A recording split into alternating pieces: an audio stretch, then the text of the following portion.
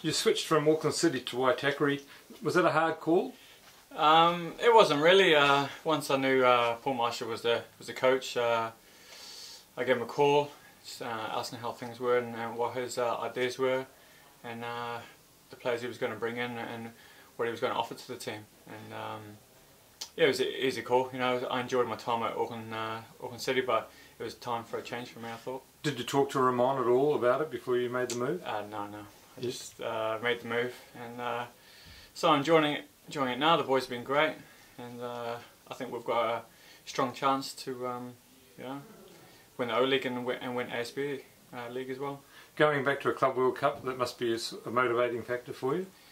Yeah, well, it was, but you know, I got to look on the other side. I wasn't really enjoying my football, and I want to enjoy my football, and I am so far. So that's the most important thing in my life, and at the minute that's what's happening. And so hopefully we can do well in this league, do well in O-League, and then you know off to Morocco hopefully. At City you played a pretty structured game based on the Barcelona style.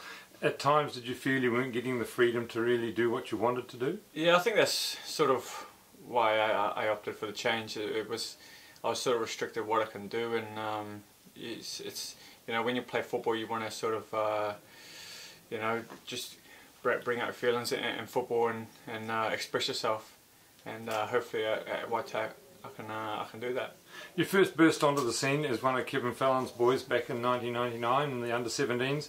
How big was that in your life at the time? Oh, massive. You know, it still is. Looking back back then, you know, Big Fallon was, you know, he's probably the main reason why I went into football professionally. He sent me over there, and he's been a great you know, role model for me. You know, I look up to him, and a lot of players that have been coached by him also look up to him as well. And if it wasn't for him, I wouldn't have had the career that I've had. Of the games you've played for the All Whites, is there a highlight? I mean, you were in the Confederations Cup in South Africa. How did that rate? Yeah, it was Confederations Cup. The first one I went to was in France. There was a couple 2002, and obviously the one in South Africa. But the World Cup was amazing. Didn't get on, but it was, you know, just to be there and to see what, you know, the professional environment of what all those players go through was unbelievable. But I would probably have to say, playing against Italy, it was a warm-up game, Confeds, and we were leading the world champs, and you know, that doesn't happen often. It was a great game, wasn't it? A great night that night. Yeah, it was. Yeah. You've always been regarded as a bit of a dead ball specialist. Do you actually work on that, or is it just something that's come natural? No, I've worked on it. I worked on it when I was at Barnsley.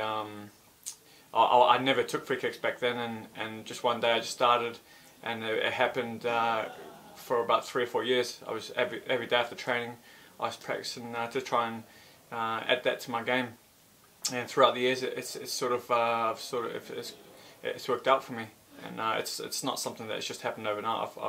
I've worked hard and to try and get the right accuracy. Do you still do it? Yeah, I still do it. Not as much, but it's still there. I try and, you know, at least 10 minutes after 15 minutes after transition, just to get that technique right again. Do you find goalkeepers are keen to help you with it?